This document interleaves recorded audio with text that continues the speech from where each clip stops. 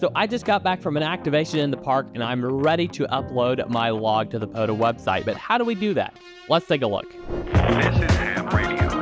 And for any anxious decisions, we'll be alright. Your log clear. You know what? 10 seconds. I'm Andy, N0APX, Product Manager for World Radio League and Ham Radio Prep Contributor. As you can see, I've just got back from activating Bennett Spring State Park, US 1747 in Missouri. Now I need to upload this activation to the POTA website. We make the export process extremely easy in World Radio League. Let me show you how it works. I'll go up here to the logbook settings, and I can either scroll down or click Export. Now I have a few different options here. Got Export ADIF, Export Cabrillo, or Export US 1747 ADIF. This option will include your park number depending on which park you activate. If you've activated multiple parks at the same time, each one will have its own export option. This tailors that ADIF specifically for that park and for upload to the POTA website. Now, before you export your log, you need to make sure you've logged your contact frequencies in megahertz, not kilohertz. That way you can avoid some uploading errors on the POTA site.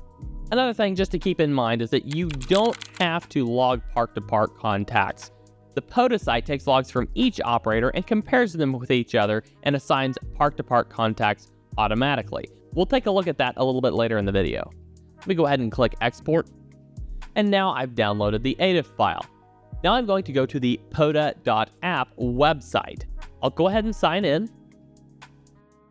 Now that I'm signed into my account, I'm going to go over here to the hamburger menu in the top left corner. I'll scroll down until I see my log uploads. I'll click that. Now this gives me a list of all the logs I've uploaded previously with an option to upload a new one.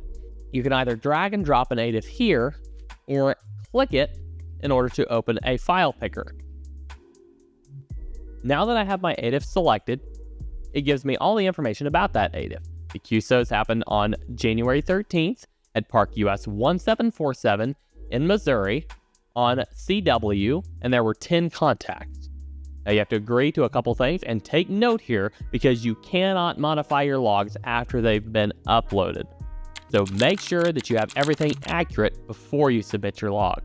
After you've agreed to those two options, click Upload File for validation. This usually only takes a few seconds. And as you can see, our new activation is listed here. I can fold open this item to see more details about the activation. Or I can click on the park to find out information about that park. I can also check my stats. Here are my activated bands, and then my hunter stats as well. We can take a look at the My Activations tab, and then click View on the activation, and here it gives us a list of all the contacts with a tag if it's a park-to-park. Now, park-to-parks don't always show up right away. Sometimes the other operator may take a few days to upload their log, so just be patient. You also have an Awards tab. Here you can see all of the awards you've earned from the POTA program, as well as a few hunting and activating stats. Now I want to share a couple of tips with you before we end the video. You don't have to upload your POTA logs immediately. If you're on a POTA Rove or activating multiple parks on a trip, you can wait till the end and upload them all together if that's easier for you.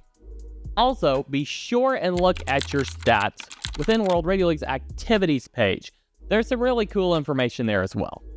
If you want to learn more about ham radio or get or upgrade your ham radio license, be sure and check out hamradioprep.com and all the amazing courses they have over there. If you're interested in a streamlined POTA logging experience that is not only easy but also fun to use, check out worldradioleague.com and sign up for a free account. I'm Andy, N0APX, saying 73, and I hope to get you in the log soon.